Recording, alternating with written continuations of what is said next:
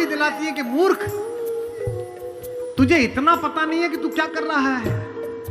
असमान समझू कहत जान की, असमान समझो कहत जान की, खल सुधि नहीं रघुबीर पान की।